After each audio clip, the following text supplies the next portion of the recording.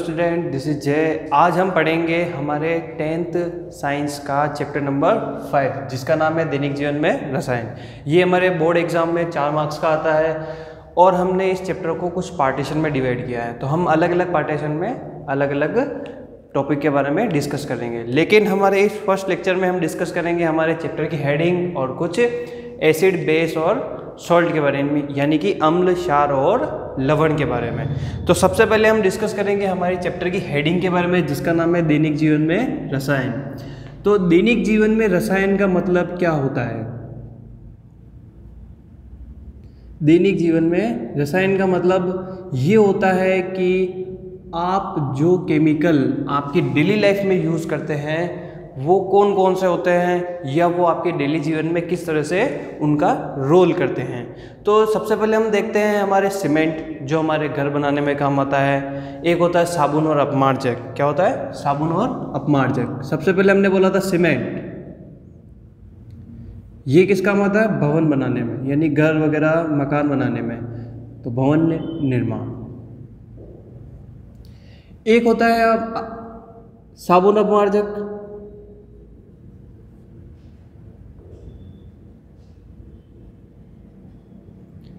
साबुन से आप भली भांति परिचित है कि साबुन अपने किस काम आती है डेली लाइफ में। साबुन अपने नहाने धोने, कपड़े धोने में, बर्तन मांजने में और बहुत से कामों में यूज़ आती है। अपमार्जक आपके लिए एक नया नाम है। तो अपमार्जक को इंग्लिश में बोलते हैं डिटर्जेंट।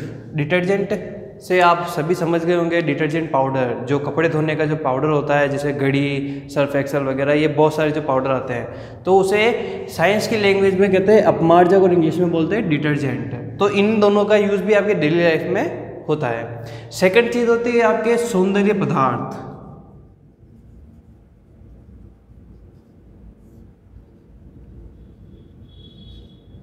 सौंदर्य पदार्थ का मतलब ब्यूटी प्रोडक्ट्स। ब्यूटी प्रोडक्ट्स वो जो ज़्यादातर लड़कियां यूज़ करती है मेकअप किट में, फेयर लवली क्रीम वगैरह या फाउंडेशन क्रीम, ये सब चीज़ें क्या होती है? किसी ना किसी केमिकल यानी कि रसायन से बनी हुई होती है। यानी कि इन चीज़ों के अंदर कोई ना कोई रसायन होता है। तो हम इन चीज़ों का यूज़ करते हैं डेली लाइफ में। तो इनके अंदर जो केमिकल होता है वो कुछ तो हार्मफुल होते हैं और कुछ हेल्पफुल होते हैं जो हमारे डेली लाइफ में काम आते हैं। जैसे कि एक केमिकल हमारे जठर रस भी होता है। जठर रस जो कि आमाशय में पाया जाता है। कहाँ पाया जाता है? आमाशय में, यानी हमारे स्टमक यानी हमारे पेट में पाया जाता है, आमाशय। तो जठर रस जो जिसके अंदर क्या होता है? HCl। क्या होता है? HCl, हाइड्रोक्लोरिक एसिड होता है। तो आपने देखा है कि दैनिक जीवन में जो रसायन होते हैं वो कौन कौन से होते हैं और हमारे दैनिक जीवन में इनका क्या क्या यूज़ है। अब हम डिस्कस करेंगे हमारे चैप्टर की अगली टॉपिक के बारे में जिसका नाम है अम्ल, क्षार और लवण। कि अम्ल, क्षार और लवण क्या क्या होते हैं। अम्ल, क्षार और लवण। अब ध्यान से देखिए कि इसके मैंने 3 पार्टीशन किए हैं। क्यों? क्योंकि इनमें हम सबसे पहले डिफरेंस देखेंगे कि इनका डिफरेंस क्या क्या होता है। तो चलो अब हम इसके बारे में डिस्कस करते हैं। सबसे पहले हम डिस्कस करेंगे इनके स्वाद के बारे में कि इनका स्वाद कैसा होता है। क्योंकि एसिड को इंग्लिश में यानी लैटिन भाषा में एसिड कहते हैं, और बेस क्षार होता है, यानी क्षार को बेस कहते हैं लैटिन भाषा में, और लवण सॉल्ट।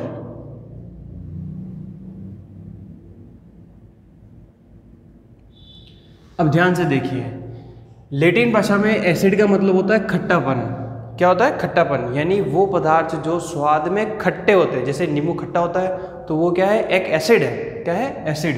तो अम्ल की परिभाषा क्या हो गई? जो स्वाद में खट्टे होते हैं, यानी जो पदार्थ स्वाद में खट्टे होते हैं वो क्या कहलाते हैं? अम्ल कहलाते हैं। तो एसिड की पहली प्रॉपर्टी अपने पास क्या हो गई? कि ये स्वाद में खट्टा होता है, तो इनका क्या होता है? खट्टापन। अब आते हैं, हम बात करते हैं क्षार की। तो क्षार बेस का मतलब यहाँ होता है कड़वापन। क्या होता है? कड़वापन। तो जो क्षार होते हैं उनका स्वाद कैसा होता है? कड़वा। लवण की हम बात करते हैं तो जो लवण है वो क्षार और अम्ल यानी अम्ल और क्षार के योग यानी उनके संयोग से बनाया जाता है। किनके? क्षार और अम्ल के संयोग से इसको बनाया जाता है। तो इनका स्वाद क्या होता है? स्वादहीन। क्या होता है? स्वादहीन। लेकिन अब आप सोल्ट से सोच रहे होंगे कि जो नमक है अपन डेली लाइफ में यूज़ करते हैं वो भी एक क्या है? लवण है। क्या है? लवण। लेकिन इसका जो स्वाद है वो खारा होता है। तो इसमें कुछ अपवाद आते हैं। हमारी केमिस्ट्री में बहुत सारे अपवाद आपको आवर्त सारणी इनमें देखने को मिलते हैं। तो नमक क्या होता है? खारा होता है। लेकिन बेसिकली जो लवण होते हैं यानी सॉल्ट होते हैं वो स्वादहीन होते हैं, यानी उनका कोई स्वाद नहीं होता है। अब हम इनकी अगली प्रॉपर्टी की बात करते हैं जिसे हम कहते हैं लिटमस परीक्षण।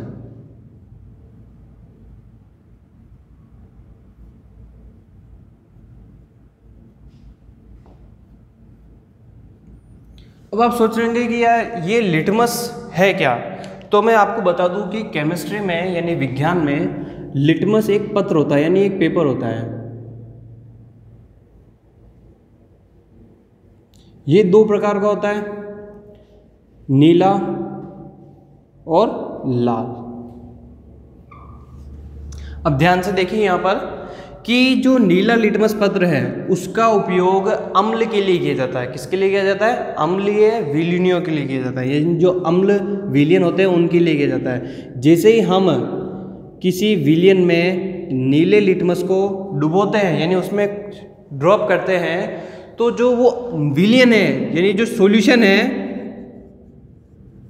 यानी जो विलयन है अगर इस नीले लिटमस को लाल लिटमस में परिवर्तित कर देता है तो दिया गया सॉल्यूशन क्या होता है? अम्लीय होता है। क्या होता है? अम्लीय। और अगर लाल लिटमस को किसी विलयन में डुबोया जाता है तो विलयन इस लाल को नीले में परिवर्तित कर देता है यानी नीले कलर में परिवर्तित कर देता है। तो जो दिया गया सॉल्यूशन है वो कैसा है? क्षारीय है। यानी ये दो जो पेपर है इनका उपयोग हम केवल और केवल अम्ल क्षार का पता लगाने के लिए करते हैं। यानी जो हमें दिया गया जो विलयन है ये जो सॉल्यूशन है वो किस प्रकृति का है? अम्लीय प्रकृति का है या क्षारीय प्रकृति का? तो हम इन दो अलग अलग कलर के पेपर से पता लगाते हैं। तो अब इसमें एक सीधा सीधा फंडा आता है कि आपको एक चीज़ लाइन छोटी सी वो याद करो। नीला किस में परिवर्तित हो रहा है? लाल में। आप सभी जानते हैं कि लाल रंग किसका प्रतीक होता है? खतरे का प्रतीक होता है। किसका होता है? खतरे का प्रतीक होता है। तो अम्ल किसको? नीले को लाल में परिवर्तित कर रहा है। इसका जस्ट उल्टा क्षार में हो जाता है कि लाल से नीले में। क्षार लाल लिटमस को नीले लिटमस में परिवर्तित कर देता है। लेकिन लवण के लिए हम बात करते हैं तो ये लवण के लिए कोई उपयोग में नहीं आता है। लवण के लिए ये बिल्कुल उदासीन प्रकृति का होता है। किस प्रकृति का होता है? उदासीन।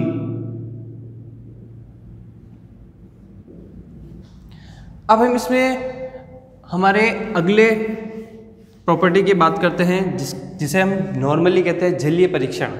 तो वो जलीय परीक्षण कैसा होता है वो देखिए।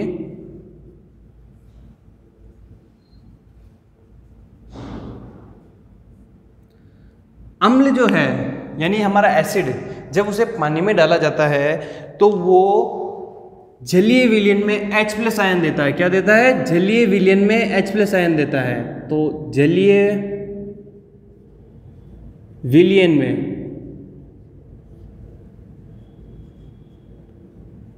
H+ आयन देता है।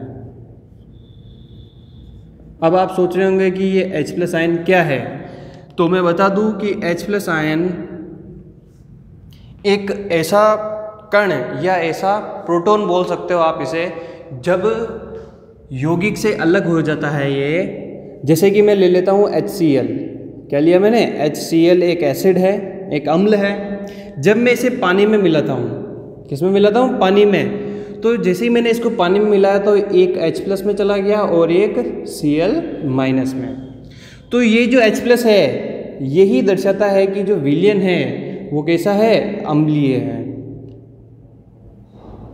आप सभी 9th क्लास में पढ़ चुके हैं कि जो H+ आयन होता है वो एक हाइड्रोजन आयन होता है। क्या होता है? हाइड्रोजन आयन, जिसे हम प्रोटॉन भी कहते हैं।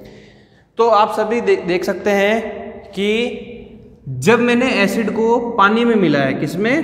पानी में या जल में, तो वो क्या करता है कि H+ और Cl- में टूट जाता है। क्या हो जाता है? टूट जाता है। आप सभी ने पढ़ा है कि जब भी आप किसी पदार्थ को पानी में मिलाते हैं तो वो उसके धनायन और ऋणायन में टूट जाता है। ये आप सभी 9th क्लास में पढ़ चुके हैं। तो देखिए ये जो यौगिक है, जैसे ही मैंने इसको पानी में मिलाया और ये एक तो प्लस आयन और एक ऋणात्मक आयन में टूट गया, तो जो प्लस आयन ये है वो कैसा है? अम्लीय है। और ये H+ आयन हमें मिलता है जब हम अम्ल को पानी में मिलाते हैं। और यहाँ क्षार में क्या होता है कि जलीय विलयन में OH- आयन मिलते हैं हमें। किसके आयन मिलते हैं? OH- आयन मिलते हैं।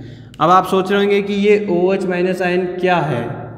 तो OH- आयन है एक क्षार जो NaOH, जैसे मैं इसका उदाहरण लेता हूँ, NaOH एक क्षार है। जैसे ही मैंने इसको पानी में घोला, किसमें? पानी में, तो क्या होगा? पानी में घोलते ही ये जो यौगिक है अपने अणुओं में टूट जाएगा। अणुओं में टूट जाएगा कैसे? ऐसे, Na+ और OH-। देखिए ये जो OH- आयन है ये हमें बताता है कि जो प्रकृति है विलयन की वो कैसी है? क्षारीय है। तो यानी जो हमें दिया गया जो सॉल्यूशन था वो कैसा है? क्षारीय। तो मैंने यहाँ पर अम्ल में क्या बताया था? जब भी किसी यौगिक को दो अणुओं से मिलकर बने वाले यौगिक को, देखिए ये OH और Na, जैसे ही मैंने इसको पानी में मिलाया तो ये किस में टूट गया? Na+ और OH- आयन में। तो जो OH- आयन है वो हमें किससे मिलता है? क्षारों से मिलता है। किससे मिलता है? क्षार से। अब हम बात करते हैं लवण में कि OH- या H+ आयन होते कि नहीं होते लवण में। लेकिन एक बात बता दूं कि यहाँ पर लवण में H+ और OH- आयन नहीं होते। क्यों? क्योंकि जो लवण है वो अम्ल प्लस क्षार से मिलकर बना होता है। किससे मिलकर बना होता है? अम्ल और क्षार के संयोग से मिलकर हमें लवण मिलता है। अब हम अगली प्रॉपर्टी की बात करते हैं कि इनका जो जलीय विलयन है, क्या है? जलीय विलयन जो है वो विद्युत का सुचालक होता है। क्या होता है? विद्युत का सुचालक होता है। तो हम यहाँ इनकी अगली प्रॉपर्टी की बात करते हैं, जिसे हम कहते हैं विद्युत परीक्षण।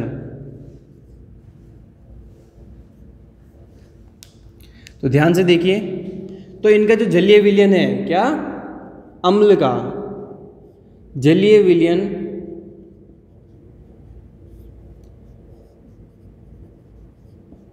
विद्युत सुचालक होता है।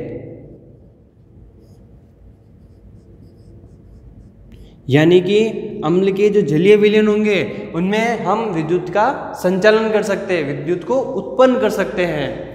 क्यों? क्योंकि यहाँ पर क्या है? एक H+ आयन है। तो आप सभी ने 9th क्लास में पढ़ा होगा कि जल में या आप किसी विलयन में तभी विद्युत प्रवाहित कर सकते हो या तभी विद्युत उत्पन्न कर सकते हो जब उसमें एक धनात्मक आयन हो और एक ऋणात्मक आयन। तो हमने अभी पढ़ा था कि एक H+ आयन है और एक Cl- आयन है। तो जैसे ही हमने इनको जल में घोला तो ये किस में टूट गए? H+ और Cl- आयन। तो ये जो H+ और Cl- आयन है वो विद्युत के लिए सुचालक होते हैं।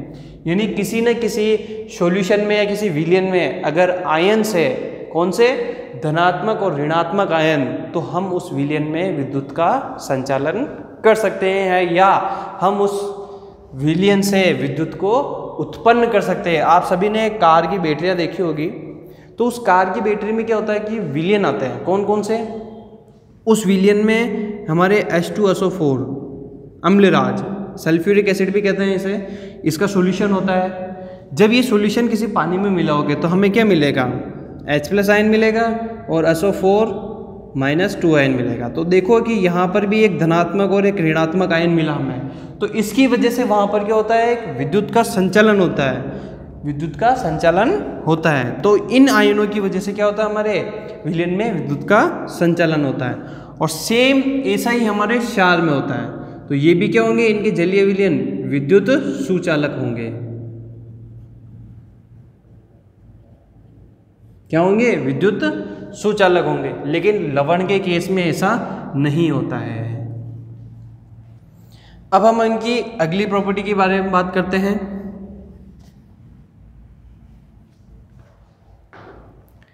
अगली प्रॉपर्टी इनकी कुछ इस तरीके से है कि ये विद्युत अपघट्य का काम करते हैं। किसका काम करते हैं, विद्युत अपघट्य का।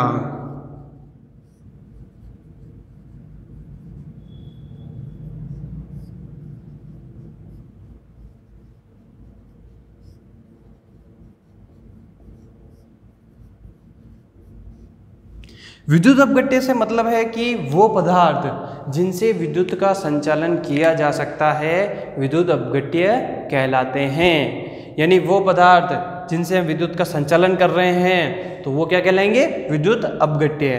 तो अम्ल के जो यौगिक होते हैं वो क्या होते हैं, विद्युत अपघट्य होते हैं। ऐसा सेम क्षार में होता है।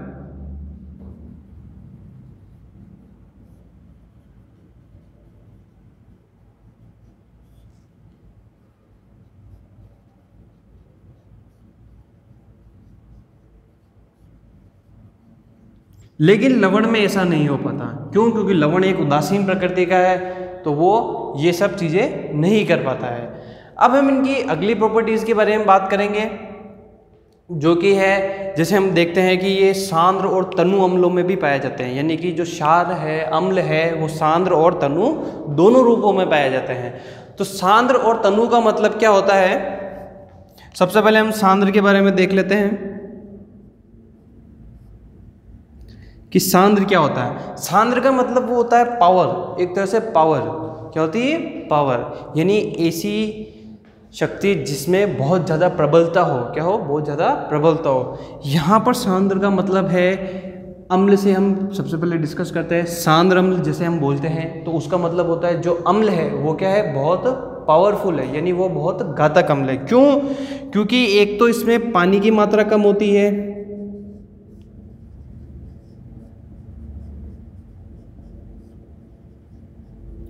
पानी की मात्रा अगर कम है तो H+ आयन क्या होंगे, ज़्यादा होंगे।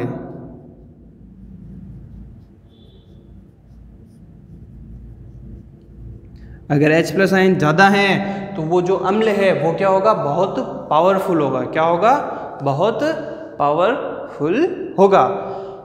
क्यों, क्योंकि वहाँ पर पानी की मात्रा कम है और H+ आयन ज़्यादा है। अगर किसी विलयन में अगर H+ आयन बहुत ज़्यादा है तो जो दिया गया विलयन है वो क्या है, अम्लीय है और वो सांद्र अम्ल है। कैसा है, सांद्र अम्ल है।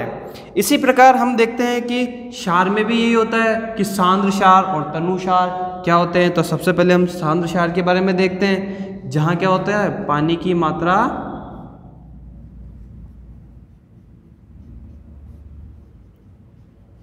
कम और OH- आयन ज़्यादा। यानी OH- आयन क्या होंगे, ज़्यादा होंगे सांद्र में। तो वो जो विलयन होगा वो क्या होगा, सांद्र क्षारीय विलयन होगा। क्या होगा, सांद्र क्षारीय विलयन होगा।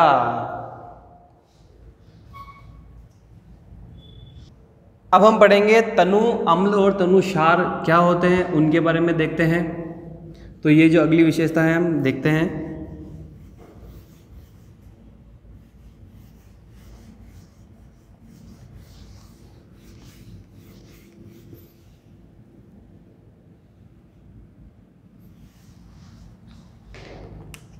अब हम देखते हैं कि तनुता, यानी जो अम्ल और क्षार की तनुता होती है वो क्या होती है। तनु का मतलब होता है डाइल्यूट, यानी किसी विलयन में या किसी सॉल्यूशन में, वो भी किसके, अम्ल और क्षार के। तो तनु अम्ल, सबसे पहले हम देखते हैं तनु अम्ल होता क्या है। तनु अम्ल का मतलब होता है जिसके अंदर पानी की मात्रा ज़्यादा हो और H+ आयन क्या हो, कम हो। तो इसमें तनु की परिभाषा क्या बन जाती है, पानी की मात्रा ज़्यादा व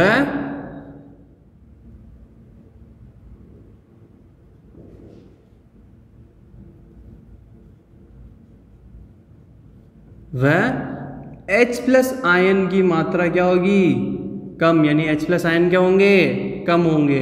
तो वो जो सॉल्यूशन होगा वो कौन सा होगा, तनु अम्ल होगा। और वो तनु अम्ल ज़्यादा हार्मफुल नहीं होता, यानी वो ज़्यादा हानिकारक नहीं होता है। क्यों? क्योंकि उसके अंदर पानी की मात्रा ज़्यादा है। क्या है? पानी की मात्रा ज़्यादा है। ऐसा ही क्षार में होता है। यहाँ क्या होगा, पानी की मात्रा ज़्यादा,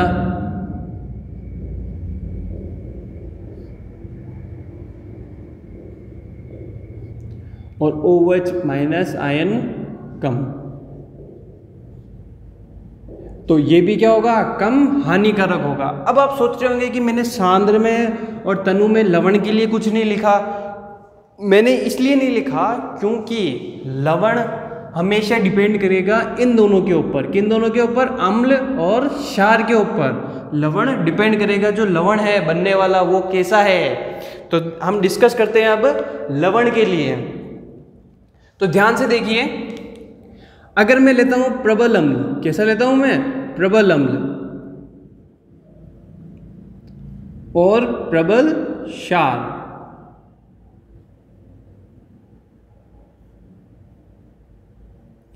तो जो लवण है वो कैसा बनेगा, एकदम उदासीन बनेगा। कैसा बनेगा? उदासीन लवण बनेगा, और जल मिलेगा हमें। तो ये जो लवण है वो इन दोनों के प्रबलता के कारण मिला है, वो बिल्कुल उदासीन होगा। कैसा होगा? उदासीन होगा।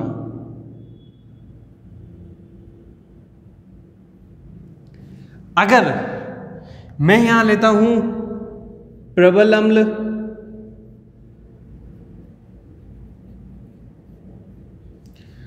और दुर्बल क्षार,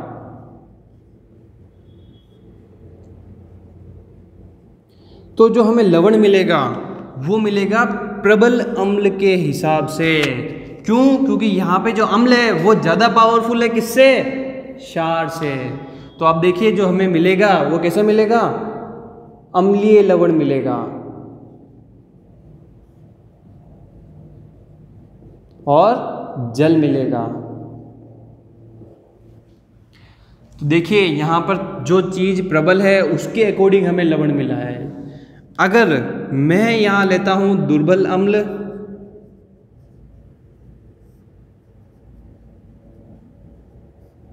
और क्या लेता हूँ मैं, प्रबल क्षार, तो जो हमें लवण मिलेगा वो किसके अकॉर्डिंग मिलेगा, इस प्रबल क्षार के अकॉर्डिंग मिलेगा। तो वो कैसा होगा, क्षारीय लवण होगा। और जल, तो अब देखिए यहाँ पर ये जो था प्रबल अम्ल वो एक तरह से सांद्र था। क्या था? सांद्र। और यहाँ पर देखिए ये क्या था, तनु, और ये जो था तनु क्षार था, और ये जो था सांद्र क्षार। तो उसके अकॉर्डिंग हमें क्या मिलता है, लवण। अब हम डिस्कस करेंगे इनके कुछ वेरिएशन के बारे में, यानी इनमें कुछ भेद पाए जाते हैं। जैसा कि हम देखते हैं कि जो अम्ल है वो एक कार्बनिक भी होता है और एक अकार्बनिक अम्ल भी होता है। क्या होता है? कार्बनिक और अकार्बनिक होता है। सबसे पहले मैं आपको कार्बनिक के बारे में बता देता हूं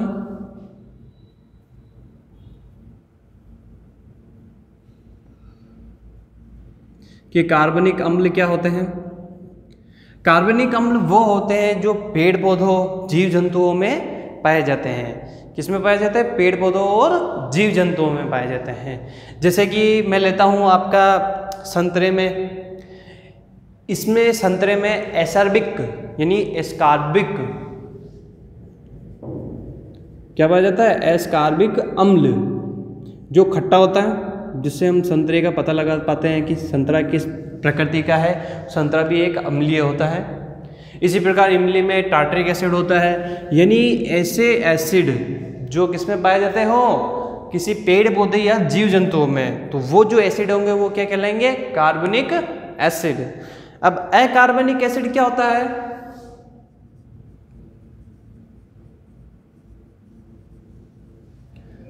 अकार्बनिक एसिड वो होते हैं जिनको प्रयोगशाला में बनाया जाता है। किसमें? लैब में। तो वो सब क्या होंगे, अकार्बनिक अम्ल होंगे। एक बात का ध्यान रखिए कि कार्बनिक जो अम्ल है वो हमेशा दुर्बल होंगे। क्या होंगे? दुर्बल होंगे। और जो कार्बनिक अम्ल है वो प्रबल अम्ल होंगे। क्या होंगे? प्रबल अम्ल। एक मैं कार्बनिक अम्ल का उदाहरण देता हूं जिसे हम कहते हैं एसिटिक एसिड, CH3COOH। ये क्या है? कार्बनिक अम्ल। इसमें ध्यान से देखिए कार्बन में है, यहाँ पर क्या है? कार्बन।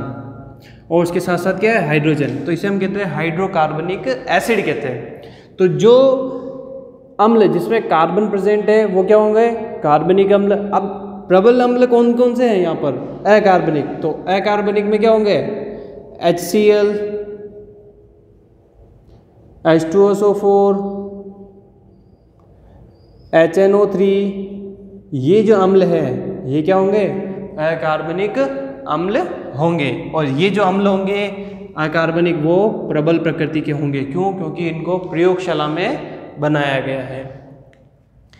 ऐसा वेरिएशन हम क्षार के अंदर भी देखने को मिलते हैं, लेकिन वो बहुत बड़े होते हैं, वो हमारे ज़्यादा यूज़फुल नहीं आते। लेकिन हम इसमें अकार्बनिक क्षारों के बारे में ज़रूर पढ़ते हैं, जैसे कि NaOH, KOH और कैल्शियम हाइड्रोक्साइड। ये जो होते हैं ये एक प्रबल प्रकृति से बढ़ते हुए जाते हैं। NaOH एक प्रबल क्षार है, KOH भी प्रबल क्षार है। अब लवण के अंदर ऐसा कुछ नहीं पाया जाता है, क्योंकि लवण अम्ल और क्षार से मिलकर ही बना होता है। अब हम इनके कुछ रासायनिक गुणधर्मों के बारे में जानकारी लेंगे। अब तक हमने जितनी भी इनकी प्रॉपर्टी या इनके गुणधर्म देखे वो सब क्या थे? भौतिक गुणधर्म। भौतिक गुणधर्म वो होते हैं जिनमें स्वाद, गंधता, उनका रंग कैसा होता है, उनका आकार कैसा होता है, क्रिस्टल में होते हैं या पाउडर फॉर्म में होते हैं या विलियन में होते हैं। तो ये जो प्रकृति होती है ये क्या होती है? भौतिक प्रकृति होती है। अब इनकी हम रासायनिक गुणधर्म यानी रासायनिक प्रकृति के बारे में देखेंगे। तो अब इनकी रासायनिक गुणधर्मों के बारे में देखते हैं।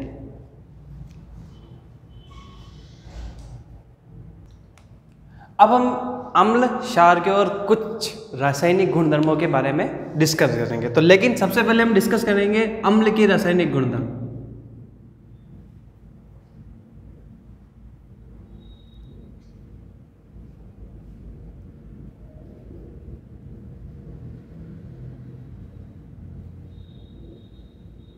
अब अम्ल के रासायनिक गुणधर्म कैसे कैसे होते हैं वो हम डिस्कस करेंगे। सबसे पहला गुणधर्म आता है इनकी धातुओं के साथ क्रिया। क्या होती है? धातुओं के साथ अभिक्रिया कैसे होती है, तो हम उसके बारे में डिस्कस करते हैं। तो हमारा ए पॉइंट क्या हो गया? धातु के साथ क्रिया। तो धातु के साथ क्रिया क्या होती है, तो वो देखिए, मैं यहाँ पर कुछ जनरल यानी सामान्य अभिक्रिया लिख रहा हूँ, तो उनको ध्यान से देखिए। अम्ल प्लस धातु, जब धातु की अम्ल से अभिक्रिया होगी या अम्ल की धातु से अभिक्रिया होगी तो हमें क्या मिलेगा? धातु लवण या धात्विक लवण। और हमें क्या मिलेगा? हाइड्रोजन गैस, जिसे हम कहते हैं डाइहाइड्रोजन।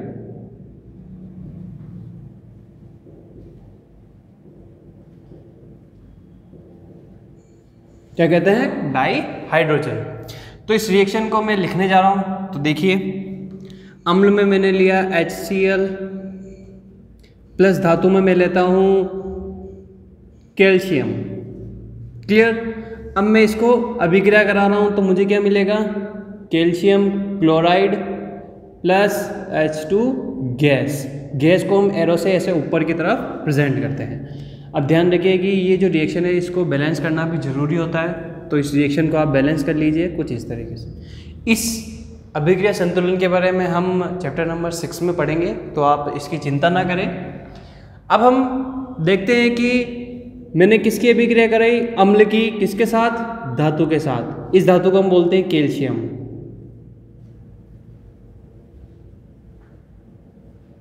और ये जो अम्ल है इसे हम कहते हैं हाइड्रोक्लोरिक एसिड।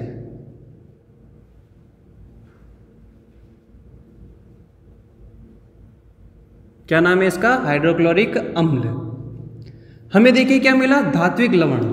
क्या मिला हमें? धात्विक लवण, जिसका नाम है कैल्शियम क्लोराइड।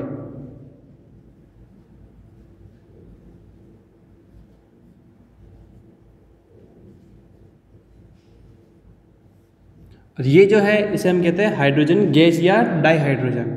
तो सबसे बढ़िया है आप यहाँ डाइहाइड्रोजन लिखें।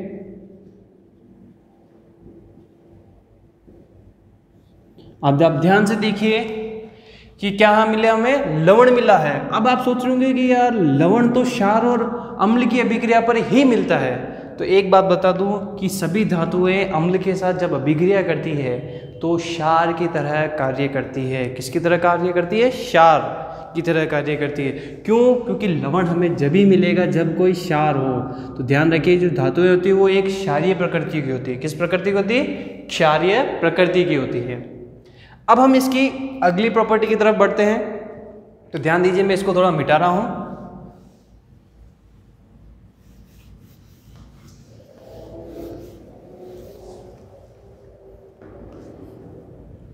अब इसकी बी प्रॉपर्टी। तो बी प्रॉपर्टी क्या है? धातु कार्बोनेट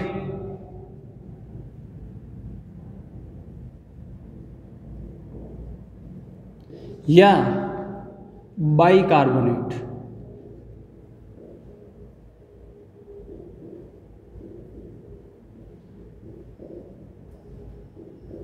यानी जो अगली अभिक्रिया है वो किसके साथ होगी? धातु कार्बोनेट या धातु बाइकार्बोनेट।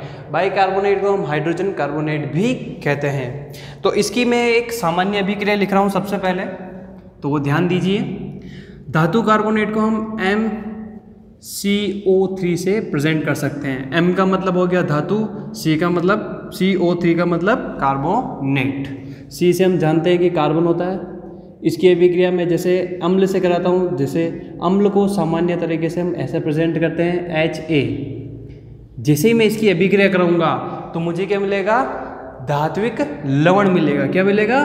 धात्विक लवण, यानी Ma मिलेगा और H2O मिलेगा और कार्बन डाइऑक्साइड गैस मिलेगी। अब देखिए यहाँ पर मैं इस अभिक्रिया को आपके सामने कुछ उदाहरण लेकर प्रस्तुत कर रहा हूँ। तो ध्यान दीजिए, मैंने ले लिया सोडियम कार्बोनेट। क्या लिया मैंने? Sodium carbonate. ये एक धातु कार्बोनेट है क्योंकि सोडियम एक धातु है। अब मैं इसकी अभिक्रिया कराता हूँ HCl के साथ। किसके साथ कराई मैंने? HCl के साथ। तो जैसे मैंने इसकी अभिक्रिया HCl के साथ कराई तो मुझे क्या मिलेगा? NaCl और वाटर और कार्बन डाइऑक्साइड गैस। अब आप सोच रहे होंगे कि यहाँ पर भी हमें लवण मिला। तो लवण मिलने का कारण क्या है? यहाँ ध्यान से देखिए हमारे पास क्या है? धातु कार्बोनेट। एक मैंने लाइन बोली थी कि धातु अम्ल के साथ क्षार की तरह व्यवहार करती है। तो ये जो है ये क्या हो गया? एक तरह से क्षार हो गया और ये अम्ल है ही। तो ये क्या है? अम्ल। और ये एक क्षार है। क्या है? क्षार। लेकिन हम इसे यहाँ क्षार नहीं लिखेंगे, हम लिखेंगे यहाँ इसे सोडियम कार्बोनेट। क्या लिखेंगे हम यहाँ? Sodium carbonate. और ये हाइड्रोक्लोरिक एसिड है। अब ये जो है NaCl, इसका नाम है सोडियम क्लोराइड।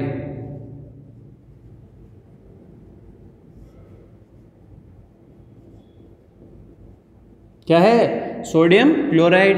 ये जल है और ये कार्बन डाइऑक्साइड है।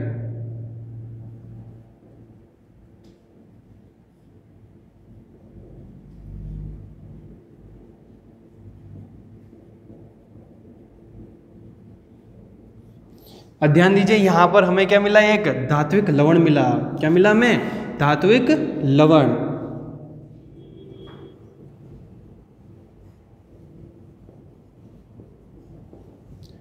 अभी आपको ये रिएक्शन समझ में आ गई होगी। अब हम इसकी अगली प्रकृति की तरफ बढ़ते हैं। तो जो अगली प्रकृति है वो देखिए।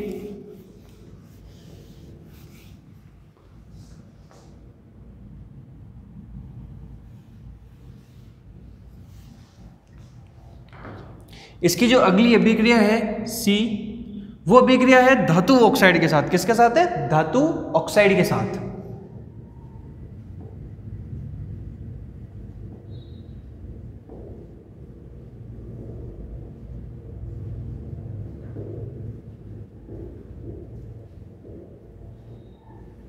धातु ऑक्साइड के साथ। अब मैं आपको यहाँ पर एक बात लिखाना चाहूँगा कि बात क्या है कि धातु ऑक्साइड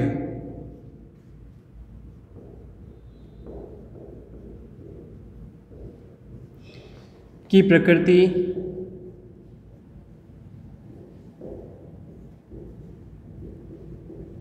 क्षारीय होती है। कैसी होती है? क्षारीय होती है। तो अब आप समझ गए होंगे कि जो अब अभिक्रिया होगी वो एक तरह से अम्ल और क्षार की अभिक्रिया होगी। तो जो अम्ल और क्षार की अभिक्रिया किस तरीके से होती है, अब हम उसके बारे में डिस्कस करते हैं। तो देखिए, मैं यहाँ पे उदाहरण लेता हूँ आपके सामने कुछ इस तरीके से। मैंने यहाँ लिया मैग्नीशियम ऑक्साइड MgO। आप इस O को छोटा ना लिखें, बराबर M की जैसे कैपिटल में ही लिखें, प्लस H2SO4। इसे कहते हैं सल्फ्यूरिक एसिड और अम्लराज। अब ध्यान से देखिए कि इसकी अभिक्रिया कैसे होती है। मुझे क्या मिलेगा? धात्विक लवण। क्या मिलेगा? धात्विक लवण। अब धात्विक लवण के साथ साथ मुझे क्या मिलेगा? यहाँ पर एक हाइड्रोजन का जल मिलेगा। क्या मिलेगा मुझे? जल। क्योंकि यहाँ पर लम और क्षार की अभिक्रिया हो रही है। किसकी अभिक्रिया हो रही है? अम्ल और क्षार की अभिक्रिया हो रही है। जैसा कि मैंने यहाँ पर लिखा है कि धातु ऑक्साइड क्षारीय प्रकृति का होता है। किस प्रकृति का होता है? क्षारीय प्रकृति का होता है। और जब अम्ल और क्षार की अभिक्रिया होती है तो क्या मिलता है? लवण और जल। तो देखिए, इसे हम कहते हैं मैग्नीशियम ऑक्साइड।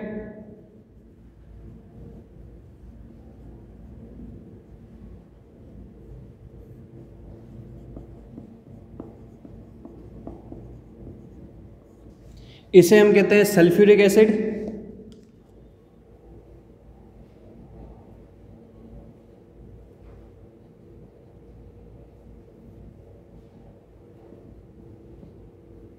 ये जो हमें मिला है इसे हम कहते हैं मैग्नीशियम सल्फेट।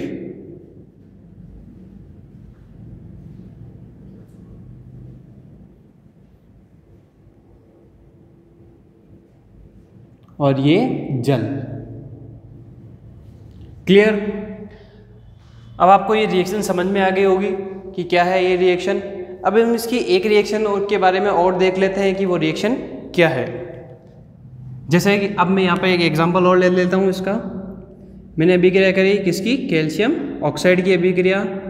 सेम इसी के साथ H2SO4 के साथ। इसका नाम है कैल्शियम ऑक्साइड।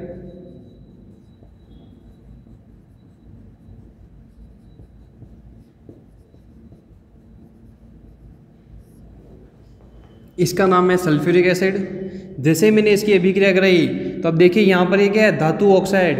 धातु ऑक्साइड क्षारीय प्रकृति का होता है तो हमें क्या मिलेगा? लवण। तो जो लवण मिलेगा उसका नाम है कैल्शियम सल्फेट और जल। इस लवण का नाम है कैल्शियम सल्फेट।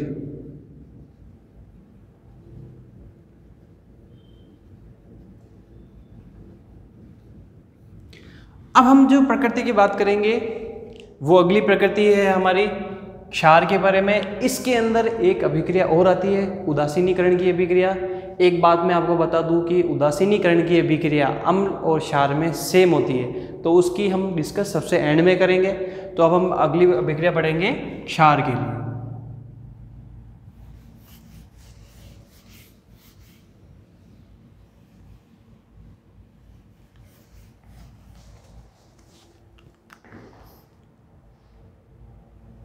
अब हम पढ़ेंगे किसके बारे में? क्षार के बारे में।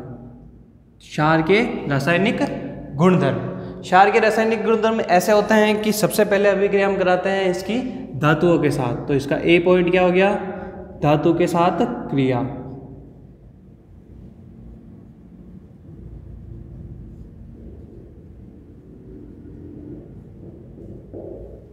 धातु के साथ क्रिया। अब इस धातु के साथ अभिक्रिया कैसे होती है तो वो देखिए।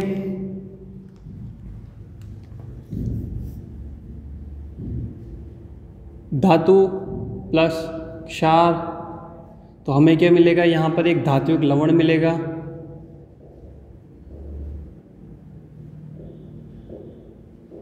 और यहाँ पर धात्विक लवण के साथ साथ हमें हाइड्रोजन गैस भी मिलेगी। क्या मिलेगी? हाइड्रोजन गैस, जिसे हम कहते हैं डाइहाइड्रोजन।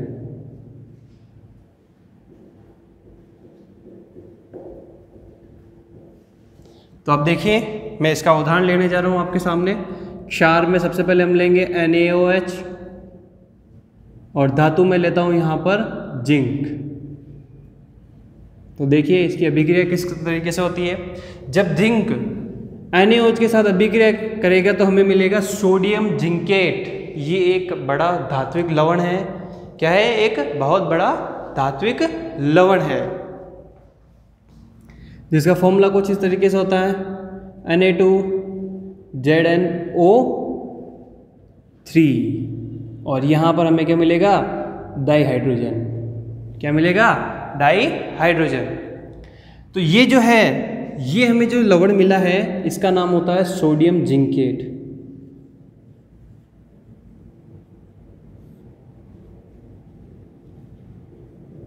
क्या है ये? Sodium zincate. अब जो अभिक्रिया है इसको थोड़ा ध्यान से समझना होगा। क्यों? क्योंकि ये जो अभिक्रिया है ये हर धातु के साथ नहीं होती है। क्या है? सभी धातुओं के साथ नहीं होती है। क्यों? क्योंकि क्या है कि सभी क्षार सभी धातुओं के साथ अभिक्रिया नहीं करते हैं। तो अब इसमें थोड़ा समझना होगा हमें कि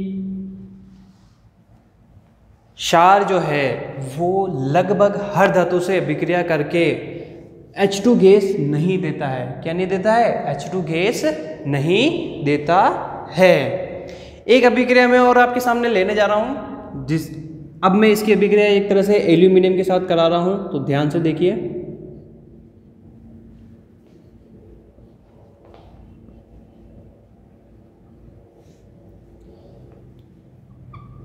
तो यहाँ पर जैसे मैंने एल्यूमिनियम लिया है और जल लिया है, तो हमें क्या मिलेगा? एक तरह से केट मिलेगा। क्या मिलेगा? केट। तो उसका नाम होगा सोडियम एल्यूमिनेट। क्या होगा? सोडियम एल्यूमिनेट और H2।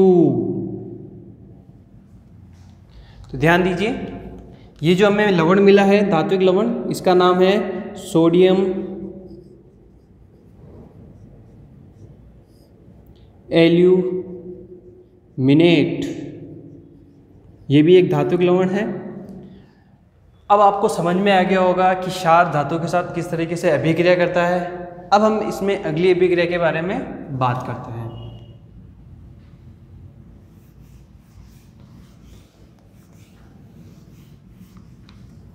अब इसकी जो अगली अभिक्रिया है वो है हमारे पास अधातु ऑक्साइड के साथ। किसके साथ है? अधातु ऑक्साइड के साथ।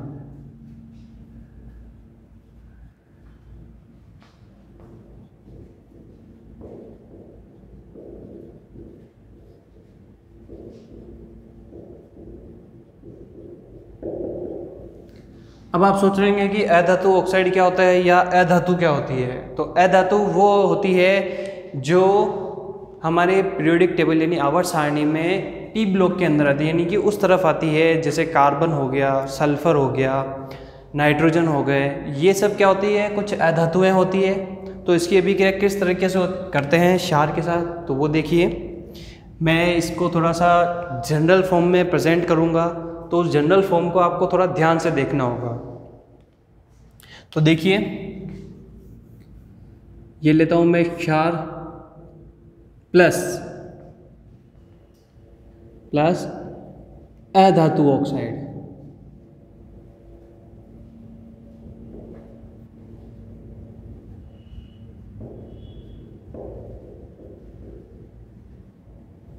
अधातु ऑक्साइड, और अब हमें क्या मिलेगा? लवण मिलेगा। क्या मिलेगा?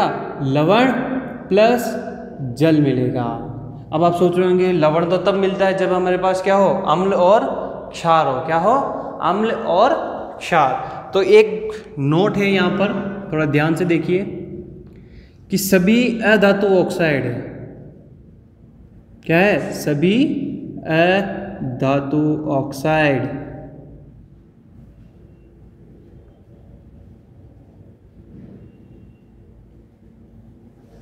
सभी अधातु ऑक्साइड अम्लीय प्रकृति के होते हैं। किस प्रकृति के होते हैं? अम्लीय प्रकृति के होते हैं। तो अम्लीय प्रकृति के होंगे तो अभिक्रिया एक तरह से किसकी हो गई? क्षार और अम्ल की। तो अब देखिए मैं यहां पर एक क्षार ले रहा हूं, मैंने लिया NaOH प्लस SO3। क्या लिया मैंने? SO3। ये एक अधातु ऑक्साइड है, तो जो लवण बनेगा वो क्या बनेगा उसको ध्यान से देखिए। Na2SO4 plus H2O। क्या मिला हमें? Na2SO4 plus H2O। ये जो है इसका नाम होता है सोडियम सल्फेट। क्या है? Sodium sulphate. इससे आप भली भांति परिचित हैं कि ये क्या है? एक जल है, और इसे हम कहते हैं सल्फर ट्राइऑक्साइड।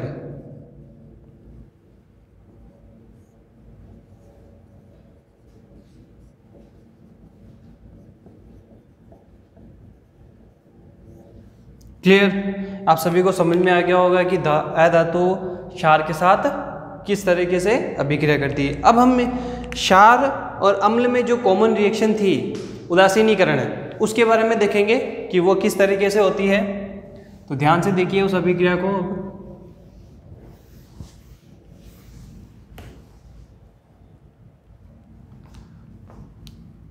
ये जो अभिक्रिया है अम्ल और क्षार दोनों में कॉमन है, जिसे हम कहते हैं उदासीनीकरण।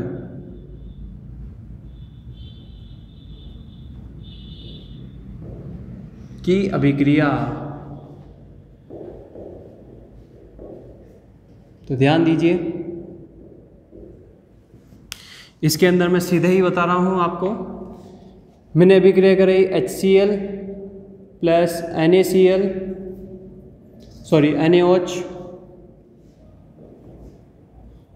ये दोनों प्रबल क्षार है, तो जो हमें लवण मिलेगा वो भी क्या होगा? थोड़ा प्रबल होगा, लेकिन प्योर उदासीन होगा, और जल मिलेगा। क्या मिलेगा? जल। इसमें मैंने आपको एक अभिक्रिया बताई थी, प्रबल अम्ल प्लस दुर्बल क्षार, तो हमें कैसा मिलेगा? अम्लीय क्षार मिलेगा। कैसा मिलेगा हमें? अम्लीय क्षार मिलेगा। तो उसकी भी आप अभिक्रिया देख लीजिए।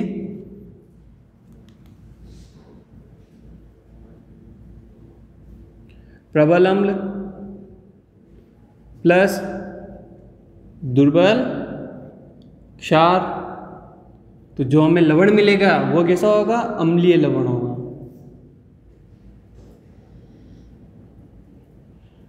और जल। और यहां पर दुर्बल अम्ल और प्रबल क्षार, तो जो लवण मिलेगा हमें वो कैसा होगा? क्षारीय लवण होगा। और जल। आई होप कि आपको ये सभी रिएक्शन समझ में आ गई होगी। अब इस चैप्टर के हम जो अगले टॉपिक है वो हमारे अगले वीडियो में डिस्कस करेंगे। तो इस पहले लेक्चर से आपको कोई भी डाउट हो तो आप हमारे व्हाट्सएप नंबर 9928001400 पर वो मैसेज करें KTSA 10th साइंस 05 लिखकर। आप कोई भी डाउट हो हमें दे सकते हैं। Thank you.